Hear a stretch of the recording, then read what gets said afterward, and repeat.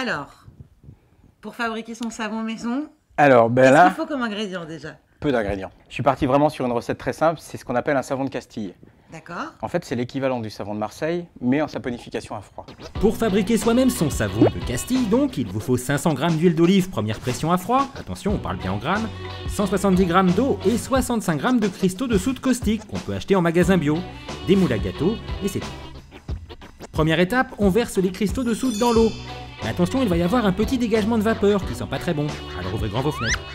Le mélange va monter tout seul à 90 degrés, laissez-le ensuite refroidir une vingtaine de minutes. Versez ensuite le tout sur l'huile d'olive et mixez.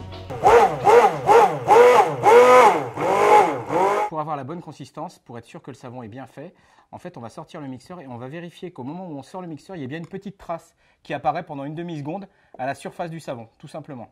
Donc là, on voit que ça apparaît pas, Non. c'est qu'il faut encore mixer. Alors c'est très léger, hein. Voilà, on le voit que ça fait une petite trace.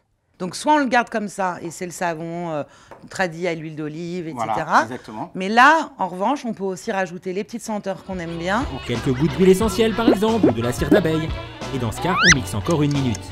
Une fois que votre mélange est prêt, il n'y a plus qu'à le mettre dans les moules de votre choix. Vous le laissez reposer une semaine avant de le démouler, puis encore 4 semaines avant de l'utiliser.